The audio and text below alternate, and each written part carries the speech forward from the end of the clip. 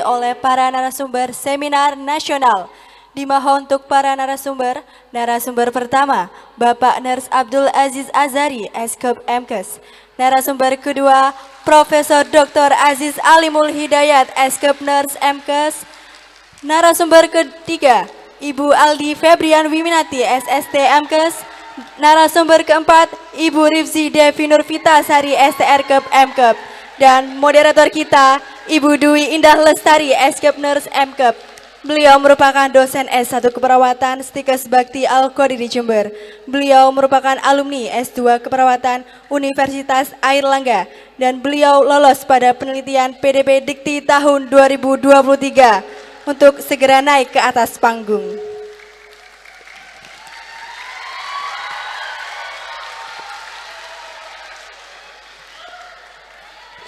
Baik, untuk itu kami pamit undur diri. Saya serahkan kepada moderator yang akan memandu jalannya kegiatan diskusi seminar nasional pada hari ini. Waktu dan tempat sepenuhnya kami berikan.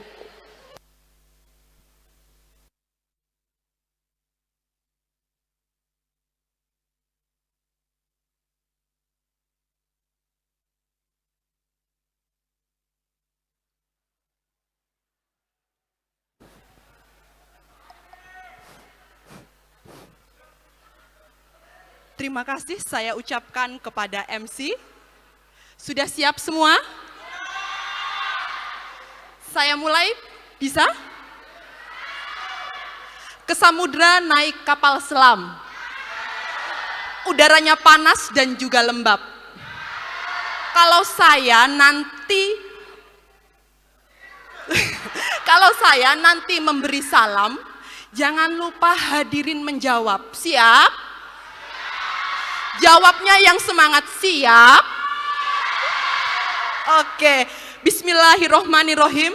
Assalamualaikum warahmatullahi wabarakatuh. Sepertinya kurang kompak ya, saya ulangi lagi. Assalamualaikum warahmatullahi wabarakatuh.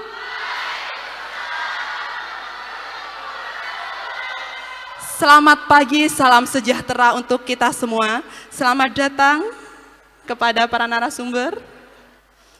Saya ucapkan terima kasih kepada seluruh peserta yang telah hadir di aula, yang pada hari ini telah mengikuti seminar pada pagi hari ini. Tak lupa juga saya akan memperkenalkan diri saya terlebih dahulu. Perkenalkan, nama saya Nurse Dwi Indah Lestari, selaku moderator pada pagi hari ini yang akan memandu jalannya acara seminar mulai dari pagi hingga nanti. Sebelumnya saya akan membacakan tema pada seminar pagi hari ini, yaitu mewujudkan literasi mahasiswa berkualitas dalam menyusun scientific writing.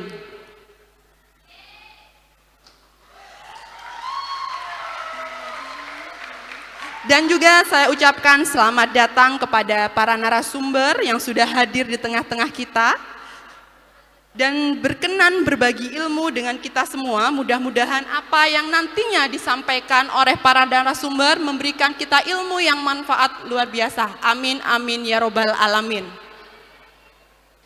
Mohon izin, saya akan menjelaskan mekanisme acara seminar pada pagi hari ini. Yang pertama, seminar akan dibagi menjadi 2 sesi. Sesi pertama yaitu pemaparan materi dari seluruh para narasumber yang akan dilakukan secara bergantian. Untuk durasi waktu kurang lebih 45 menit. Untuk yang kedua, masuk pada sesi tanya jawab. Dimohon kepada para audien mempersiapkan atau mencatat hal-hal yang penting yang akan didiskusikan nantinya. Yang kedua, untuk para peserta yang ingin bertanya, jangan lupa mengacungkan tangan dan juga sebutkan nama serta asal institusi. Kemudian, jangan lupa memberikan pertanyaan dengan jelas dan singkat. Untuk peserta yang mengikuti seminar melalui Zoom, dapat mewujudkan pertanyaan dengan cara ketik di kolom chat. Jangan lupa sebutkan nama dan asal institusi. Untuk para audiens yang berbahagia, mohon izin kalau ada kata pepatah yang mengatakan tak kenal maka tak sayang, maka dari itu saya akan memperkenalkan para narasumber-narasumber hebat kita yang telah hadir bersama kita pada seminar pagi hari ini. Yang pertama, beliau adalah Nurse Aziz. Luar biasa sekali.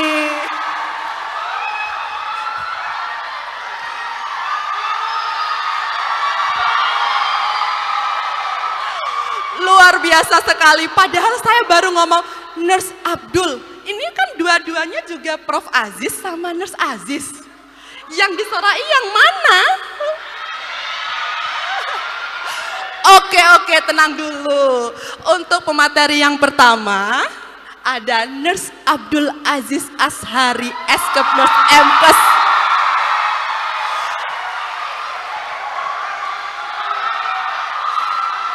Beliau adalah dosen S1 Keperawatan Stikes Bakti Al-Qodiri. Dan juga beliau sebagai Ketua LPPM Stikes Bakti Al-Qodiri. Selamat pagi Bapak, sehat? Sepertinya hari ini sumringah sekali ya, karena sudah mendapatkan suntikan semangat dari para audiens semuanya. Untuk pemateri kita yang kedua, beliau adalah keynote speaker kita pada seminar pagi hari ini. Beliau adalah Profesor Dr. Aziz Alimul Hidayat, Eskep Nurse MKes.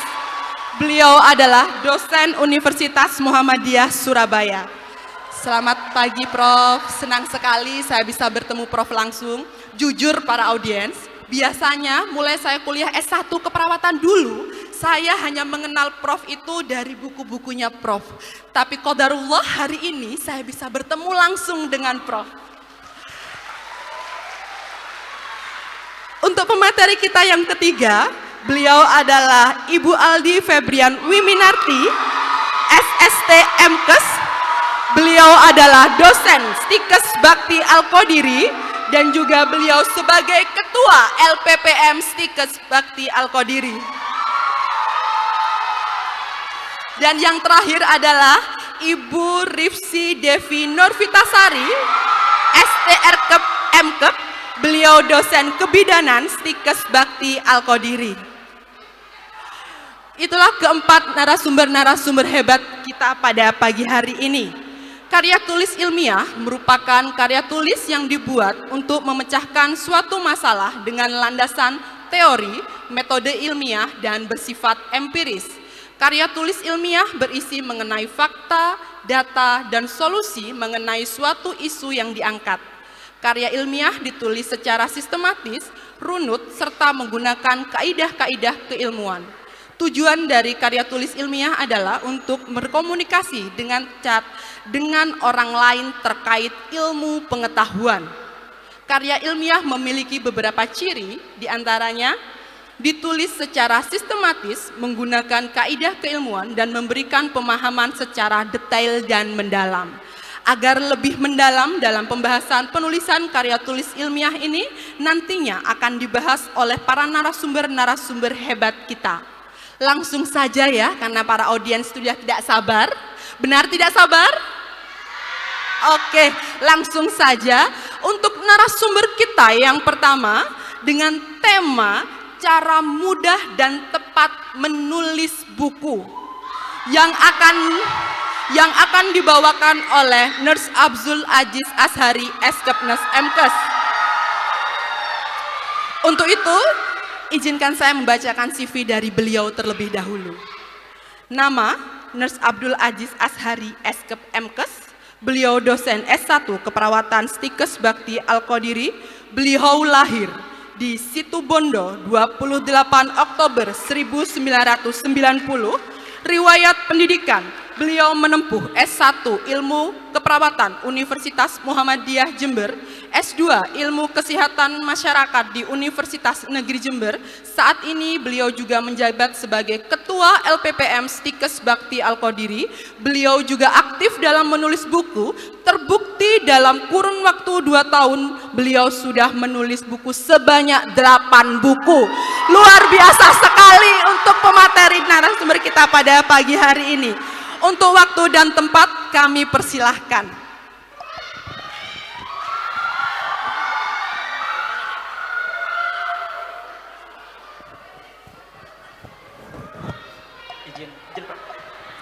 Izin turun dulu.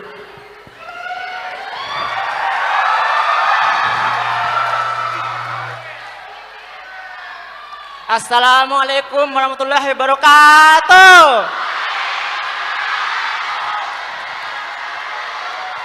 Oke, bagaimana kabarnya hari ini? Apakah sudah bahagia? Oke, kenapa harus bahagia? Karena kalau kita menulis sesuatu yang dibarengi dengan rasa galau, gelisah, gundah, gulana, tidak akan bisa. Jadi itulah kenapa kita harus selalu bahagia dalam kehidupan kita. Seperti yang saya sebutkan dalam keperawatan jiwa 1, bahwa banyak sekali faktor-faktor yang dapat membuat kita mengalami gangguan jiwa, mengalami permasalahan fisiologis dan sebagainya. Justru permasalahan tadi dapat mengganggu kita dalam menulis sebuah buku dan sebagainya. Oleh karena itu dalam menulis buku tidak bisa kita dibarengi dengan kondisi yang galau, kondisi yang ansietas, berduka, kehilangan dan sebagainya. Oleh karena itu kita semua harus. Oke, slide pertama, slide-nya mana ya? Next. Oke, permasalahan utama dalam kita menulis buku yang pertama adalah adanya plagiat. Plagiat merupakan hal paling umum yang paling sering dilakukan oleh mahasiswa, terutama yang sudah mau melakukan skripsi. Kenapa plagiat ini menjadi hal yang sangat umum dilakukan, tapi justru akibatnya sangat buruk bagi kita semua? Karena kalau kita melakukan plagiat, kita bisa-bisa beresiko pakai baju urin atau masuk penjara. Kenapa kok begitu? Karena itu merupakan karya orang lain. Jadi dalam menulis sebuah buku atau karya ilmiah itu kita harus menghindari yang namanya plagiat tadi. Jadi plagiat emang sangat dihindari, apalagi biasanya nih mahasiswa kebanyakan copy paste dari Google dan sebagainya. Dan itulah yang menjadi masalah utama dalam kondisi plagiat. Kalau kalian ngambil suatu wacana atau ngambil suatu paragraf dalam Google, itu sudah pasti menjadi suatu plagiat. Dan plagiat itu melanggar hukum. Kalau kalian melakukan itu, nanti bisa kayak Popo dan Lina Mukherjee pakai baju urin masuk penjara. Seperti itu ya.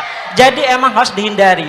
Lalu bagaimana caranya kita menghindari plagiat tadi? Maka caranya adalah dengan memparafrase. Saya sudah sering bilang ke mahasiswa yang menempuh metodologi penelitian untuk selalu memparafrase. Mulai sejak dini membiasakan diri memparafrase.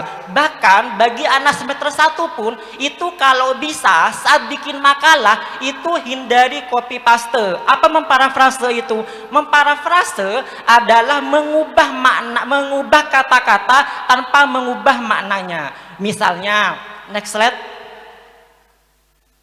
Next. Oke, itu buah apa? Kalau kalian semua bilang apel, maka semua yang ada di sini kena plagiat semua. Karena dinyatakan dengan plagiat adalah jika kita mempunyai suatu kata atau perkataan yang mirip atau sama ngeplek seperti orang lain, itu disebut dengan plagiat. Bagaimana caranya kalian menulis sebuah kata apel agar tidak kena plagiat? Maka kita deskripsikan apel tadi. Bagaimana caranya kira-kira? Misalnya, apel adalah buah berbentuk unik yang notabene-nya berasal atau banyak dikonsumsi oleh masyarakat Malang misalkan. Nah, itu kita mendeskripsikan sebuah apel dengan cara yang berbeda. Sama seperti memparafrase. Memparafrase itu kita mengkondisikan atau mengubah makna suatu kata tadi tanpa mengubah makna aslinya. Misalkan seperti ini. Misalkan kita punya tentang istilah hipertensi. Hipertensi itu apa?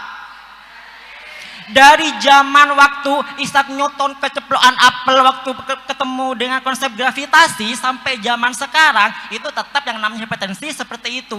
Bagaimana cara mengubah memparafrasu dari zaman dulu sampai sekarang agar tidak kena plagiat? Maka kita bisa dengan cara misalnya mengenali kondisi atau tanda gejala dari orang yang kena hipertensi. Apa biasa tanda gejala orang dengan hipertensi?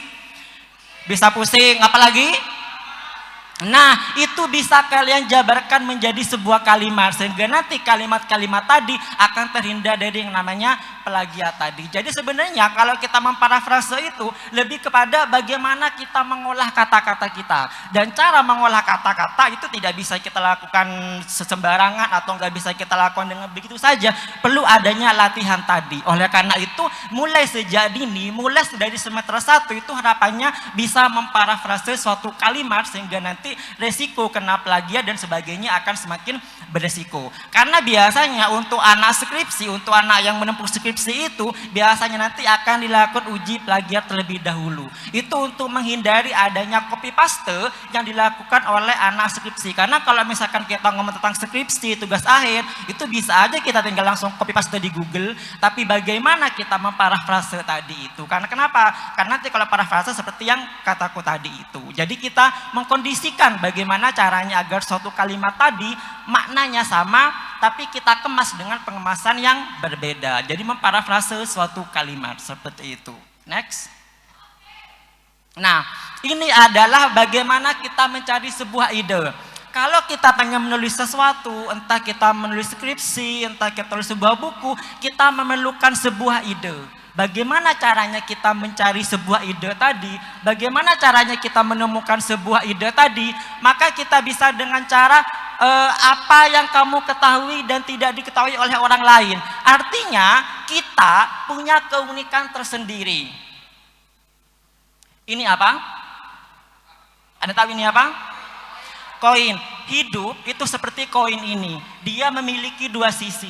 Ada sisi baik sama ada sisi buruknya. Sama seperti kehidupan kita. Kita punya dua sisi. Kita punya kelebihan, tapi ingat kita juga punya kekurangan. Tapi bagaimana caranya kita mengembangkan kekurangan yang kita miliki tadi itu menjadi suatu kelebihan yang bisa kita nikmati bersama. Seperti itu. Sehingga nanti dengan adanya sebuah ide tadi, artinya apa yang berbeda dari yang kita temui. Misalkan begini, kalian waktu praktek di rumah sakit itu pasti menemukan banyak permasalahan yang ada di dalam suatu rumah sakit. Misalkan permasalahan apa yang kalian temui dalam rumah sakit tadi, apa yang menjadi problema paling banyak di rumah sakit tadi, maka kalian bisa mengambil itu menjadi suatu ide dalam menulis sesuatu yang kita inginkan tadi itu. Jadi carilah sesuatu yang mungkin tidak diketahui oleh orang lain.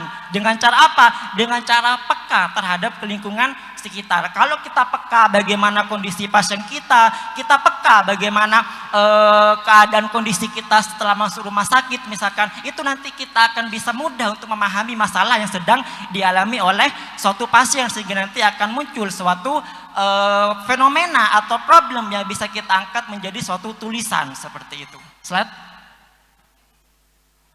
sebelumnya. Oke, apa keahlian kamu? Setiap orang itu pasti punya keahlian. Sekarang saya tanya, apakah kalian punya keahlian? Kalau kalian bilang gak punya keahlian, maka kalian bisa masuk ke rumah sakit jiwa. Karena udah aku bilang di perawatan jiwa 1 bahwa individu yang merasa dirinya gak punya keahlian, individu yang merasa bahwa dirinya punya kekurangan yang sangat banyak, maka dia termasuk ke kategori golongan harga diri rendah. Bagaimana caranya untuk mengatasi harga diri rendah? Ada yang masih ingat semester 5? Atau lupa? Kalau lupa mau tak kasih tugas lagi, tak? Oke, nah jadi bagaimana caranya kita mengkondisikan atau menghilangkan HDR yang kita miliki sesuai dengan tuk-tuk dalam keperawatan jiwa itu, maka kita menggali kira-kira apa potensi yang kita miliki, apa kelebihan yang kita miliki. Seperti koin tadi, setiap orang itu pasti punya kelebihannya masing-masing. Setiap orang pasti punya kemampuannya masing-masing. Jadi kita kembangkan kemampuan kita gali lebih dalam lagi kemampuan kita. Dengan cara apa? Dengan cara kita mengenali diri kita. Kita nggak bisa tahu diri kita siapa kalau kita belum mengenal diri kita dengan lebih baik. Bagaimana caranya kita mengenali diri kita? Maka kita pahami apa kekurangan kita dan apa kelebihan kita. Tapi dengan banyak kelebihan kekurangan yang kita alamin tadi, jangan sampai kita minder dengan kekurangan tadi. Dulu waktu aku masih sekolah dan sebagainya, justru aku adalah korban bully. Aku sering dibully gara-gara kurus, gara-gara seperti dan sebagainya. Tapi justru dengan adanya bully tadi akan membuat kita menjadi lebih semangat lagi membuat sesuatu, sehingga nanti dari karya-karya itu kita bisa buktikan kepada orang lain yang bully kita bahwa meskipun kita punya kekurangan, meskipun kita tidak sehebat orang itu, meskipun kita tidak seganteng Jeffrey Nicole misalkan, tapi kita masih punya sesuatu yang bisa kita banggakan, sehingga nanti dengan kelebihan tadi itu kita bisa menjadi lebih baik lagi seperti itu. Slide. Apa perbedaan kamu dengan orang lain? Individu manusia adalah makhluk yang unik. Artinya apa? Artinya setiap diri dalam diri kalian itu pasti ada keunggulannya masing-masing. Gali keunggulan tadi, apakah yang kalian miliki, apakah betul kira-kira menulis adalah salah satu passion dari saya, apakah betul nanti misalkan saya skripsi mau ngambil di keperawatan jiwa atau keperawatan maternitas misalkan, apakah betul itu jiwanya kalian? Karena apa? Karena kalau kita menulis sesuatu dan kita tidak suka terhadap sesuatu itu, maka kita tidak bisa. Jadi menulislah dari sesuatu apa yang kita sukai. Misalnya kalian tidak suka keperawatan jiwa misalkan, maka jangan menulis tentang keperawatan jiwa. Karena apa? Karena tidak akan ada hasilnya. Karena sesuatu yang dikerjakan dari hati, sesuatu yang dikerjakan dari passion kita, itu akan lebih bermakna, itu akan lebih nampak hasilnya. Beda dengan sesuatu yang kita mengerjakan tidak kita sukai. Jangankan mengerjakan, mendengar nama mata kuliah keperawatan jiwa aja mungkin kalian sudah jenuh dan sebagainya. Sehingga perlu kita gali lebih dalam lagi, kira-kira aku ini lebih passionnya atau sukanya di keperawatan yang mana, keperawatan jiwa atau sebagainya. Sehingga dengan adanya menggali kemampuan tadi, maka kita bisa mengenali kira-kira apa yang bisa kita gali lebih dalam lagi dalam diri kita, terutama mencari kelebihan yang kita milikin. Karena setiap manusia pasti punya kelebihannya masing-masing, tinggal kita menggali dan mengenali diri kita lebih baik lagi, seperti itu. Next.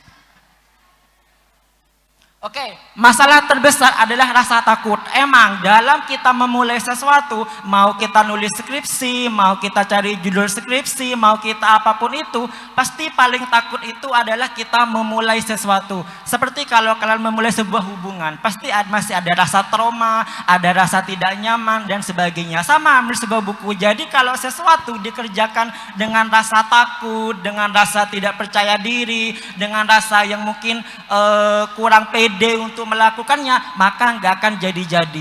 Karena segala sesuatu bisa kita kerjakan dengan mudah kalau kita memulainya dengan tanpa rasa takut. Udah kalian suka di mana, kalian passionnya di mana, mulai lakukan seperti itu. Hindari rasa takut kalian bahwa meskipun kalian hanya S1 dan sebagainya, tapi kalian bisa menulis dengan baik seperti profesor-profesor dan sebagainya tadi itu. Next. Nah, satu peraturan dalam kita menulis adalah you start, you finish. Karena kebanyakan kalau seseorang yang menulis itu sebenarnya mereka punya banyak ide. Saking kebanyakan idenya sampai-sampai naskahnya nggak selesai-selesai. Itu biasanya paling sering kita temui dalam kehidupan berpenulisan. Karena kenapa? Karena biasanya ide itu muncul kapan aja.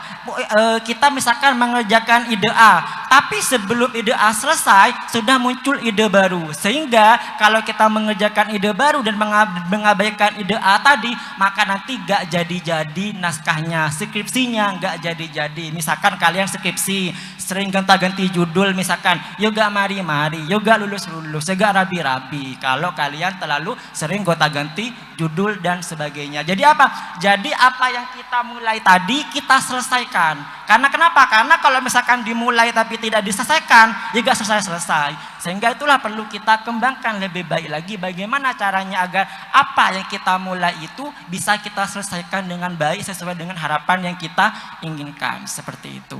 Next slide. Lalu kita mulai dari mana? Mulai yang pertama biasakan menulis. Karena kenapa? Karena nggak bisa ceritanya menjadi seorang penulis tapi kalian malah nggak suka Menulis. Jadi itu hal yang sangat aneh karena kalian gak suka baca, gak suka menulis, tapi kalian pengen menjadi penulis. Nah, sehingga mulai biasakan kita menulis sebuah artikel, misalkan sebuah paragraf, sebuah wacana, sebuah naskah dan sebagainya. Karena kalau kita membiasakan diri kita menjadi seorang penulis, maka kita harus membiasakan diri kita untuk menulis. Saya itu udah menulis itu sejak mulai dari SMP. SMP itu saya jadi pengurus mading, jadi yang tukang nempelin puisi-puisi di mading, dan kebetulan dia puisinya dia punya saya semua gitu kan. Habis itu waktu SMA saya jadi pengurus majalah. Jadi kan kalau sama itu kan ada kayak majalah kan. Kebetulan saya jadi editornya. Jadi ngedit nih siapa yang kira-kira naskahnya masuk. Kenapa? Karena emang dari dulu saya emang sudah suka baca, suka nulis dan sebagainya. Jadi kalau kita pengen mulai menulis, maka perbanyak membaca, perbanyak menulis juga. Karena kita nggak bisa memulai menulis kalau kita nggak suka menulis, apalagi nggak suka membaca ya. Next slide. Perbanyak baca buku. Oh, sebelumnya Pak. Oke. Perbanyak baca buku dan artikel. Nah, kenapa kok harus perbanyak baca buku? Karena kalau kita menulis buku itu merupakan suatu wawasan yang kita miliki. Artinya apa? Artinya kita nggak akan punya wawasan kalau wawasan kita tidak ditambah. Bagaimana caranya menambah wawasan? Dengan cara banyak-banyak membaca artikel, buku dan sebagainya. Sehingga dengan kegiatan kita banyak membaca tadi, maka kita bisa tahu kira-kira saya passionnya di mana, pengen menulis apa dan sebagainya, seperti itu. Amati permasalahan yang ada di sekitar. Nah, ini sama juga saya sering ngasih tahu kepada mahasiswa skripsi. Kemarin aku bilang bahwa kalau kalian pengen cari judul skripsi, maka jangan cari judul dulu, tapi cari fenomena dulu, cari permasalahannya dulu. Karena kenapa? Karena permasalahan itu ada di sekitar kita, sehingga kita harus bisa mengamati atau peka terhadap masalah yang ada di sekitar kita. Kalau kita mau bikin skripsi, itu bermula dari sebuah masalah, bukan bermula dari sebuah judul. Kenapa kok begitu? Karena kalau bermula dari sebuah judul, maka nanti skripsi kalian sulit mencari apanya? Respondennya. Kenapa kok begitu? Karena yang kalian cari judul dulu, bukannya fenomena dulu. Kalau kita cari fenomena dulu, kalau kita cari masalah dulu, itu sudah jelas ada di sekitar kita. Sehingga dengan akan mudah kita bisa melakukan penelitian tadi. Karena apa? Karena sudah ada respondennya. Seperti temukan topik masalah yang ingin diangkat. Nah, kalau topik ini biasanya berhubungan dengan permasalahan tadi. Misalkan ternyata waktu kalian praktek di rumah sakit banyak kasus hipertensi misalkan. Nah, maka bisa tuh kita bisa mengambil masalah dengan topik hipertensi tadi. Kenapa kok begitu? Karena masalah sudah ada. Karena masalah hipertensi itu sudah jelas sekali ditemukan di masyarakat. Masalah hipertensi merupakan fenomena nyata yang ada di masyarakat. Sehingga perlu kita selesaikan masalah tadi itu. Agar kenapa? Agar permasalahannya bisa teratasi. Next slide. Oke, bagaimana caranya untuk memulai? Nah, maka pertama itu kita memulai dengan cara membuat judul terlebih dahulu. Beda antara skripsi dengan buku. Kalau kita nulis skripsi, itu kita cari fenomena dulu. Kita cari masalahnya itu apa, baru kita tentukan judulnya. Gak bisa kita bikin skripsi cari judul dulu. Nanti akibatnya apa? Kesulitan cari respondennya. Tapi kalau kita dalam menulis naskah dan sebagainya, maka kita mulai dari idenya. Kalau aku itu biasanya bikin dulu mau bikin tema tentang apa, habis itu tema-tema tadi kita breakdown ke bawah. Misalnya kita punya sebuah naskah yang berjudul Asuhan Keperawatan pasien dengan gangguan sistem pernafasan misalkan, maka nanti kita bisa memulai bikin subbabnya. Misalnya bab 1 tentang askep pada pasien dengan TB paru. Nah, nanti 1.2 tentang pengertian TB paru, tentang definisi TB paru dan seterusnya. Sama juga untuk bab 2-nya. Kita pengen ngambil apa nih? Nah, karena temanya kita sistem pernafasan, maka kita bisa ngambil tentang kanker paru misalkan. Nah, sehingga nanti dengan kita punya draft tadi, dengan kita punya reng-rengan tadi, kita sudah tinggal menuliskan kata per kata atau per paragraf tadi. Artinya kalau kita sudah punya draft tadi, kita sudah punya reng-rengan tadi, maka kita akan bisa dengan mudah menuliskan apa berikutnya yang mau kita tulis tadi. Sehingga nanti kalau sudah ada kerangkanya begini, maka kita akan bisa dengan lebih mudah untuk menulis sebuah buku tadi. Nah, jadi harus kita bikin dulu nih draftnya apa, di bab 1 itu mau bahas tentang apa, di bab 2 mau bahas apa, materinya apa saja dan sebagainya. Sehingga nanti kalau sudah ketemu draftnya misalkan sampai 8 bab, maka nanti kita tinggal jabarkan masing-masing subbab tadi itu. Nah tinggal menjabarkannya, tinggal mengolah kata-kata yang di parafrase tadi itu. Maka nanti lama-kelamaan kalau kita rajin menulisnya, maka akan tercipta sebuah buku yang mudah kita pahami dan seterusnya. Next slide. Mohon maaf, waktu kurang 10 menit. Next. Next. Oke, naskah itu seperti sebuah patung. Semuanya berawal dari lempengan batu. Jadi gak ada ceritanya kita bikin naskah, gak ada ceritanya kita bikin skripsi, gak ada ceritanya kita bikin buku, itu langsung jadi. Tapi berproses dulu, namanya juga bikin sesuatu, maka kita harus berproses terlebih dahulu. Gak ada ceritanya kita bikin buku, misalkan dalam 1 minggu jadi, atau dalam 2 minggu jadi, gak bisa. Jadi harus perlahan-lahan dulu, pelan-pelan dulu, mulai dari bab 1-nya, bab 2-nya, dan sebagainya. Seperti batu tadi, kalau kita mau bikin rumah misalkan, maka kita butuh batanya dulu. Apa batanya? Per bab-bab tadi. Nah jadi dari bab-bab yang terkumpul tadi, maka akan tercipta sebuah naskah yang lengkap dan utuh tadi. Nah jadi nggak bisa kita langsung misalkan 1 bulan dan sebagainya, nggak bisa. Itu perlu kita pelajari lebih jauh lagi, kita telaah lagi lebih jauh lagi, agar menjadi sebuah patung atau menjadi sebuah bangunan tadi. Seperti itu. Slide.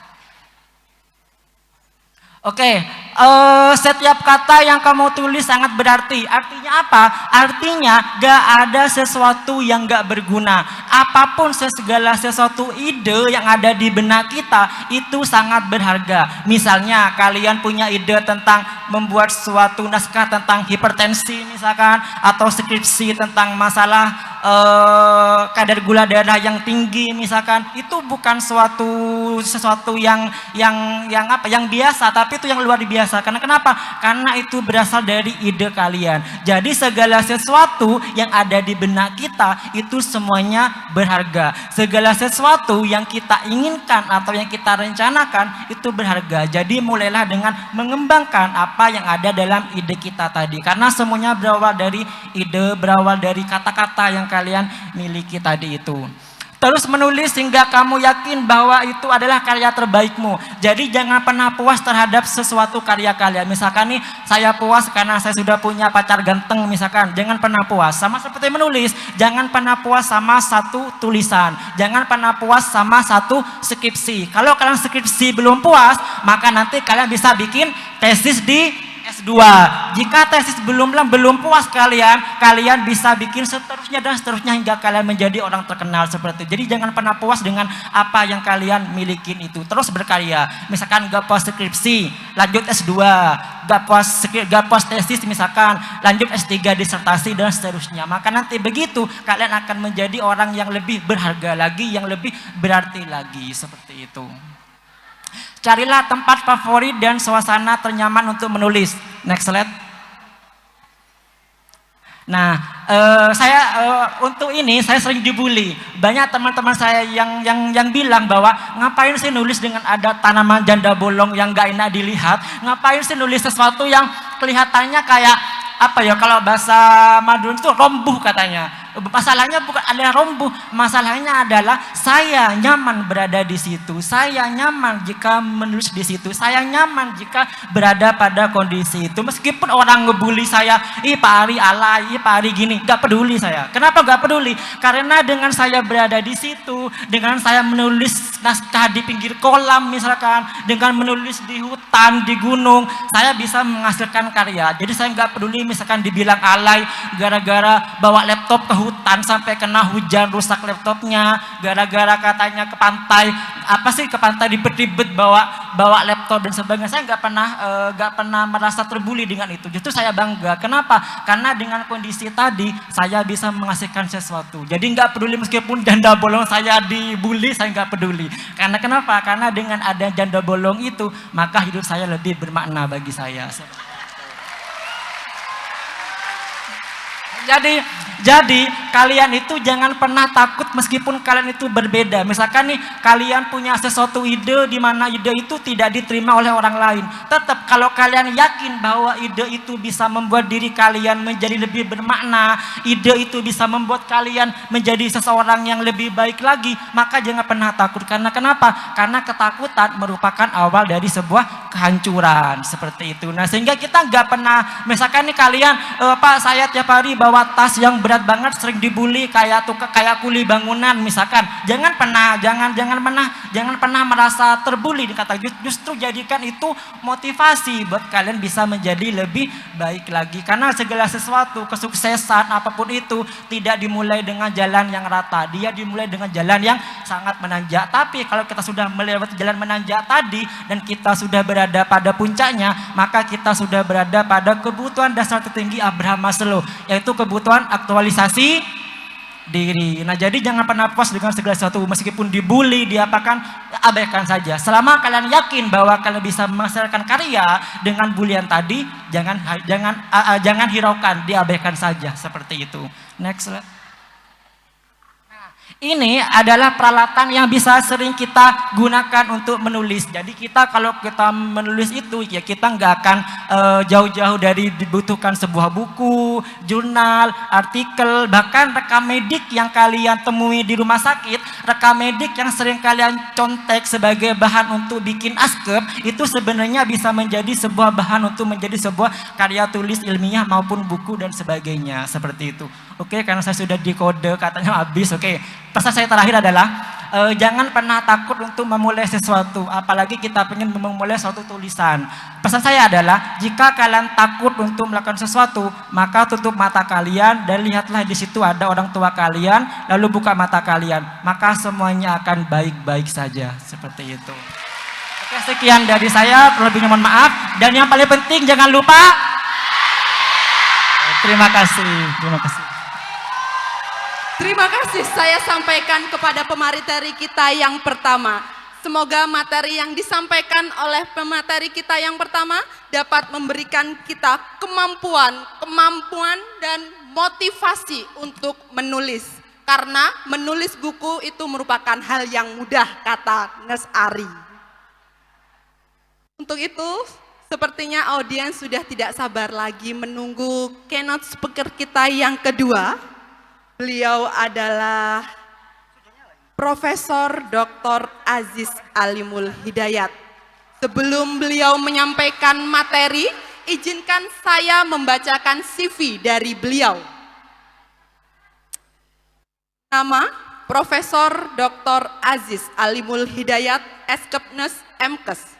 Lahir Lamongan, 8 Desember 1974. Alamat Jalan Kalijudan Asri, Indah Kaf 14, nomor 33. Beliau dosen tetap Universitas Muhammadiyah Surabaya. Saat ini beliau menjabat sebagai Rektor Universitas Lamongan.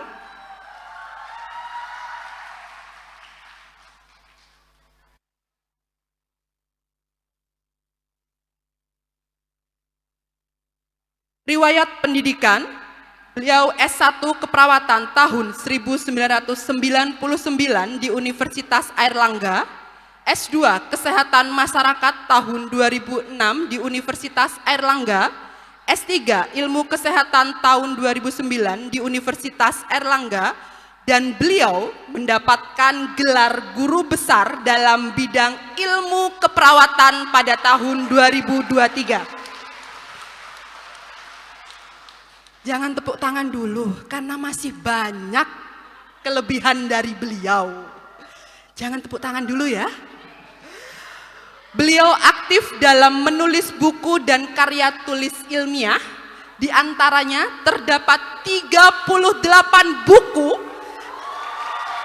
dan 402 artikel ilmiah terindeks Google Scholar dan 25 artikel ilmiah terindeks Scopus. Luar biasa sekali.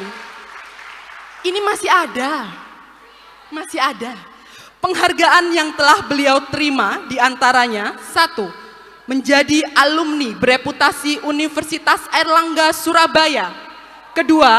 tahun 2008 mendapatkan penghargaan dari PPNI Jawa Timur sebagai penulis produktif.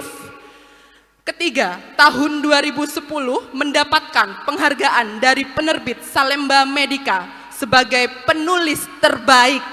Beri aplaus yang meriah untuk keynote speaker kita pada seminar kali ini. Untuk waktu dan tempat saya persilahkan.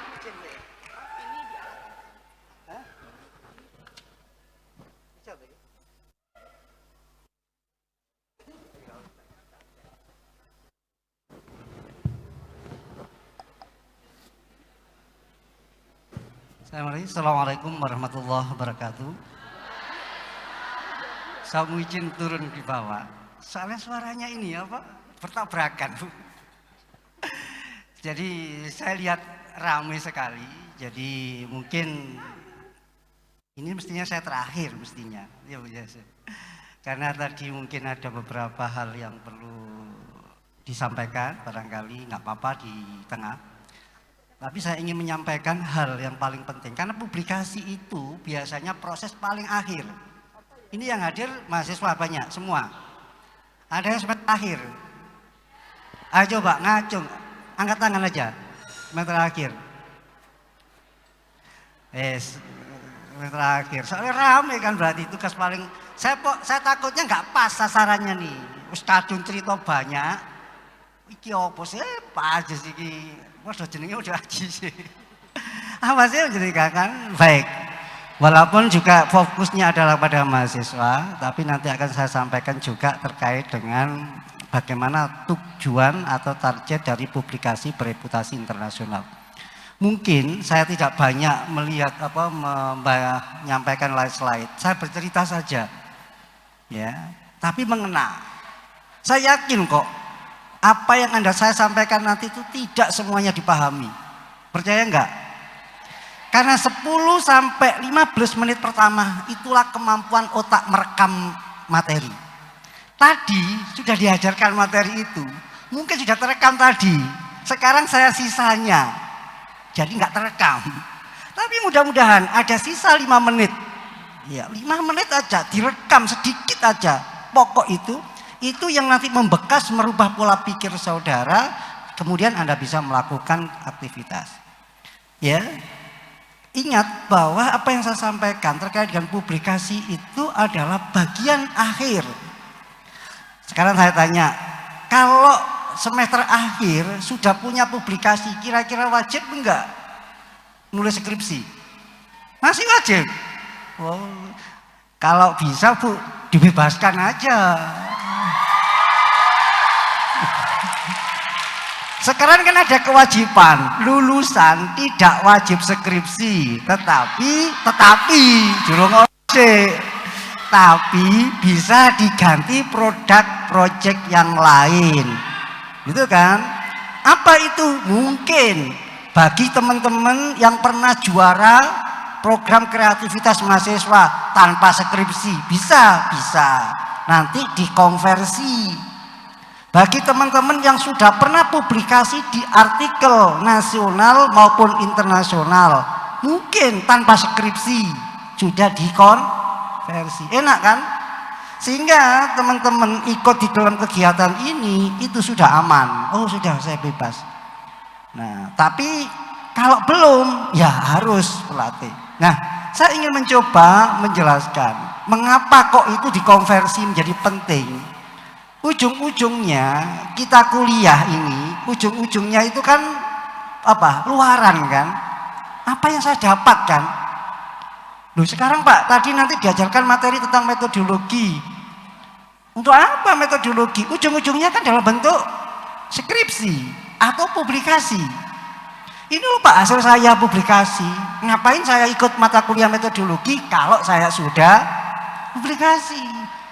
Maka sejak awal disampaikan, siapapun mahasiswa yang sudah pernah publikasi, sudah punya produk keluaran, bebas ikut mata kuliah, tidak ikut mata kuliah metodologi, bebas tugas skripsi, dan lain sebagainya. Termasuk mungkin bayarnya bebas. Mungkin bayarnya tetap, bayar kan dipakai bayar untuk bimbingan gitu. Nah, dari situlah yakin bahwa apa yang saya dapat kuliah ini adalah saya bisa apa yang saya hasilkan. Nah, saya ingin mencoba mengapa publikasi itu penting. Awalnya saya dulu begitu, untuk apa sih publikasi? Gak begitu penting. Oh Pak, apa sih kira-kira? Mungkin yang kelas terakhir ya, mengapa publikasi itu penting? Ayo. Apa? Kenapa kok penting itu? Publikasi di jurnal atau di buku atau di apa? Mengapa itu penting? Apa? Coba. Apa?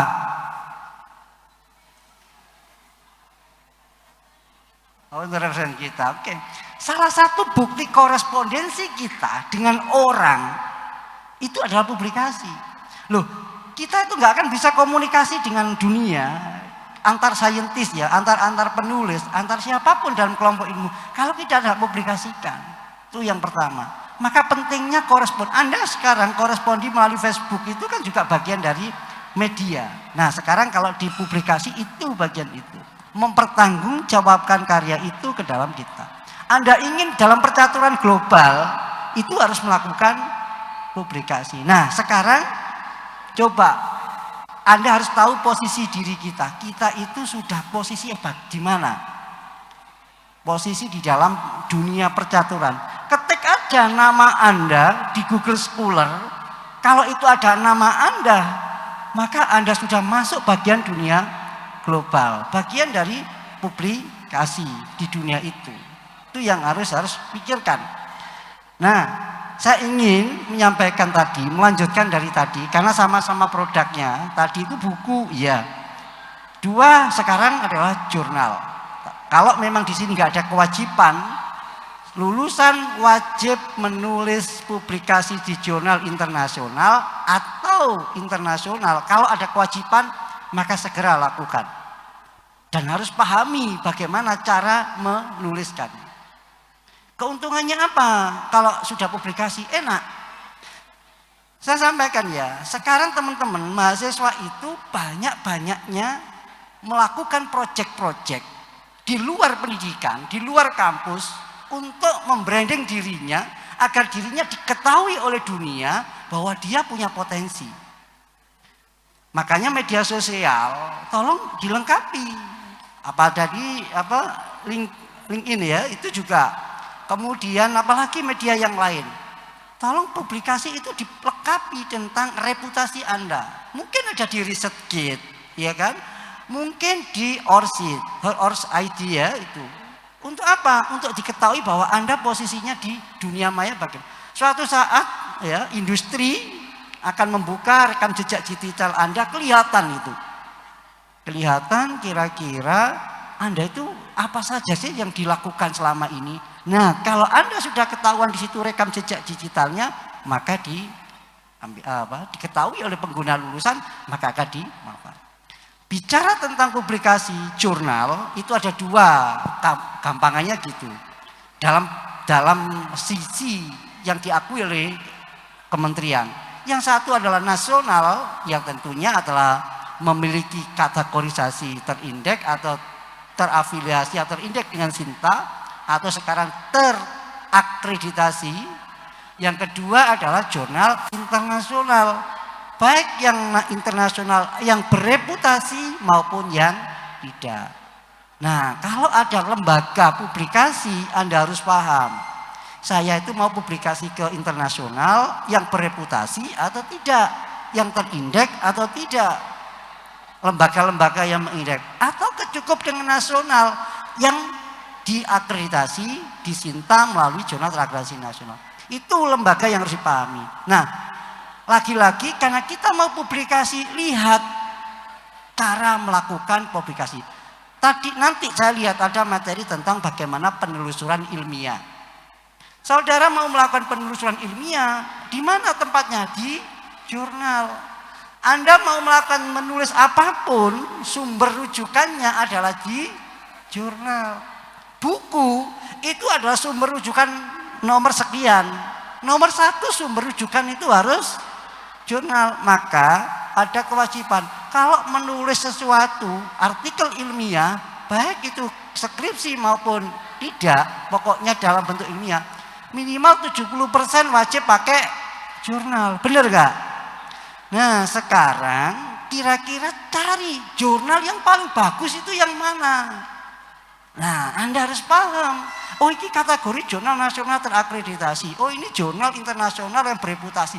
Mana di antara jurnal yang paling bagus di antara jurnal-jurnal lain?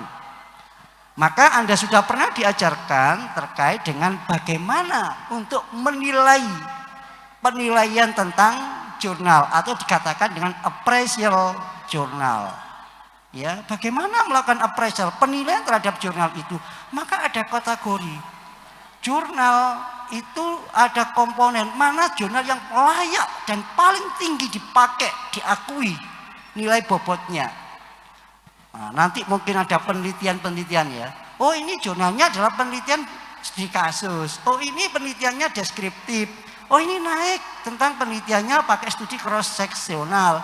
Oh ini naik pakai case control atau cohort. Oh ini naik pakai RCT atau eksperimennya. Oh ini naik pakai systematic review. Oh ini pakai naik meta analisis. Baru yang paling tinggi itu risetnya terkait dengan penelitian meta analisis. Ketika jurnalnya itu berupa meta analisis, itu yang paling bagus dipakai di dunia. Nah, belajar dari situ tentu Anda sudah diajari tentang evidence base. Ya sudah diajari. Diajari Bu ya. Ya kan, sudah diajari evidence based kan, evidence based nursing, evidence based medicine, evidence based ya mungkin sesuai dengan bidangnya. Itu adalah bagaimana kita memahami tentang kapasitas jurnal. Sebenarnya publikasi itu mudah. Yang pertama harus tahu posisi jurnal itu. Sekarang ada beberapa link ya, beberapa link di jurnal itu. Ini tanpa ini ya Pak ya. Link di jurnal yang Anda harus pahami sebagai sumber referensi. Saya tanya, di sini apa? Kalau publikasi buka jurnal itu yang gratis disediakan di perguruan tinggi apa? Scopus, Saindirect, atau mungkin apa lagi? Ada gratis, yang gratis. Kalau buka jurnal di perpus ini pakai apa? Apa? Scholar gratis itu. Coba ya nanti itu hampir semua mau saya tanya, kamu kalau buka jurnal di mana? Di Google Scholar. Waduh itu gak terlalu bagus itu. Cobalah kalau punya database. Memang kalau kita harus punya langganan, tapi minimal masuk database Scopus, masuk database Saindirect. Paling jelek lah database-nya PubMed. Itu pun tidak semua bisa gratis, ya kan? Karena ini sumber-sumber rujukan yang Anda harus pahami ketika kita mau menulis jurnal. Nah, itu ada beberapa. Nah, caranya begitu harus tahu. Ketika Anda sudah tahu, oh ini jurnalnya bagus. Kapan dikatakan jurnal bagus? Dilihat tadi. Tadi saya bilang cerita, ini tingkatan jurnal mulai dari studi kasus sampai di meta analisis. Tuh, ini eksperimen Pak. Oh lihat, nanti saya cerita. Jurnal itu tidak semuanya bagus. Walaupun itu diterbitkan di jurnal bagus, tapi juga tidak semua bagus. Maka Anda harus paham tentang komponen di dalam metodologi riset untuk membaca di jurnal. Syarat-syarat melakukan appraisal itu juga harus kamu lakukan. Jadi salah satunya harus gitu. Buka itu jurnal, kemudian lihat isi komponennya di situ. Nah, kalau nanti caranya tolong nanti dibuka, paling gampang sekarang di Indonesia di Sinta. Sudah. Klik di situ, itu jurnal yang diakui. Indonesia ingin meningkatkan rating melalui indeksasi jurnal melalui Sinta. Tapi yang lain bukan tidak. Nah, saya ingin mencoba ini aja dulu, gampang. Kira-kira jurnal yang paling strategi yang paling gampang itu gimana sih caranya menulis kalau kita ingat. Buka dulu jurnal yang mau Anda tuju. Klik, setelah kamu buka, ini jurnal ini posisi reputasinya bagaimana? Langsung buka, ketik jurnal itu di Scopus, paling gampang biasanya atau Thomson Reuters yang dulu atau Web of Science. Masukkan nama jurnal itu. Lihat, adakah nama jurnal di situ? Setelah nama jurnal, kemudian Anda lihat samping kanannya ketika dicoba di scopus.com itu, kamu ketik aja. Mudah-mudahan kalau punya akses itu, atau mungkin skimagojr itu .com. Itu tapi lambat. Kemudian kamu lihat namanya SJR-nya sekarang itu, atau mungkin kalau di Thomson Reuters-nya itu mungkin memiliki impact faktornya. Lihat di situ. Jurnal itu dinilai bagus itu dari SJR-nya atau impact faktornya. Berapa nilainya? Nah, sekarang kuartil Q1, Q2, Q3, Q4 itu sudah tidak menjadi penilaian. Tapi masih kalau di dunia masih penilaian. Jurnal itu bagus tidak sih? Buka impact factor. Kalau 0, sekian atau 1 itu bagus jurnalnya. Baru Anda pilih, klik jurnal, kemudian kamu ambil satu saja artikel. Klik, lihat gaya penulisannya. Nah, dari situlah kemudian kamu nilai apakah artikel itu sudah sesuai dengan kaidah-kaidah penulisan di dalam jurnal. Nah, makanya kan jurnal itu ada judul, ya kan? Kemudian ada corresponding autornya, kemudian afiliasinya, kemudian paling penting itu jurnal itu diterima kapan, direview kapan, di-accepted-nya kapan. Itu paling penting. Kalau tidak memuat itu, berarti jurnal itu jurnal-jurnalan. Pokoknya jurnal nggak kualitas lah. Jadi kalau nggak ada informasi ini diterima kapan, kemudian direview kapan, kemudian di-accepted kapan, kalau nggak usah dipakai contoh jurnal itu. Nah, ketika sudah ada di situ, maka komponen baca. Disitulah ada abstrak. Nah, di situ sama penelitian juga bahwa komponen di dalam jurnal itu juga sama, ada abstraknya. Ingat, ketika Anda ingin menulis jurnal apapun, abstraknya yang dibutuhkan berapa kata? Karena beda-beda beda-beda gaya selingkuh. Abstraknya berapa? Nah, kalau sekian ratus, 200, sudah ikuti aja. Pasti akan kemudian. Yang kedua, keywordnya, kata kuncinya. Ingat, kata kunci semakin banyak semakin bagus. Tapi jangan terlalu banyak. Di situ dilihat jurnal ini butuh berapa sih? Kalau 4-5, ikuti aja 4-5. Jangan pakai yang lain. Tapi juga jangan 1, 2, 3. Pasti ditolak. Nah, disitulah letak kelebihan kalau kita mudah untuk menulis jurnal di situ. Nah, itu ya, turun ke bawah lagi, baca itu di introduction-nya. Nah, di introduction itu penting kalau di skripsi sama di pendahuluan atau mungkin di latar belakang. Di jurnal itu hanya penting dibaca satu, state of the art-nya begini. Posisi riset saya itu, tulisan saya itu apa sih bedanya dengan penelitian-penelitian sebelumnya.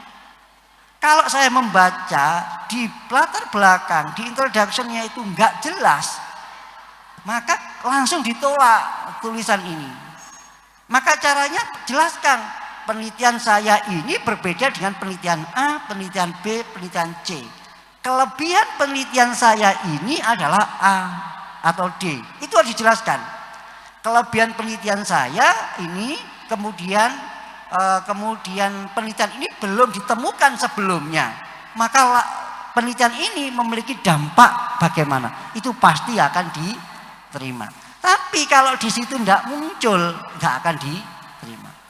Tentu sisi jumlah kata di latar belakang itu harus disesuaikan dan jelaskan.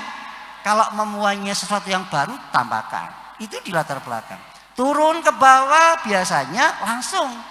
Karena di dalam latar belakang itu sudah harus masuk tujuannya juga. Rumusan masalah bisa masuk, bisa enggak, tergantung. Baru masuk di metode, ini saya sampaikan. Ketika nanti Anda nulis jurnal, metode itu harus jelas. Mulai dari desain, ya, mulai populasi sampling-samplingnya, instrumen yang paling penting dan cara mengumpulkan itu paling penting. Nah, kelebihan kalau kita melihat desainnya enggak jelas, instrumen, apalagi instrumen, alat ukurnya nggak jelas, pasti ditolak. Makanya kalau nulis jurnal itu instrumen harus lengkap. Kalau instrumen jelaskan instrumennya apa, Kemudian kalau sudah dilakukan uji, apakah itu sudah standar atau tidak, kalau ada uji validitas reliabilitasnya juga sampaikan hasilnya bagaimana. Kalau memang sudah terstandar, standarnya bagaimana, itu paling penting. Kalau itu tidak dijelaskan, orang akan bertanya, cara ngukurnya juga nggak jelas. Nah, itu kemudian analisisnya juga harus dilakukan. Jangan lupa memasukkan unsur-unsur etik. Nah, biasanya uji etik itu dimasukkan di dalam prosedurnya di situ, tapi juga terpisah dari tulisannya. Hanya di situ metode itu yang paling penting. Makanya adalah alat ukur itu adalah paling penting. Semisal Anda kalau melakukan sesuatu itu kan belum tentu tahu buktinya kan. Buktinya apa? Anda mau mengukur berat badan, lihat apa ya, pakai alat apa? Apakah alat timbangan berat badan pakai timbangan yang dipakai apa? Timbangan beras atau timbangan anak balita atau timbangan ini?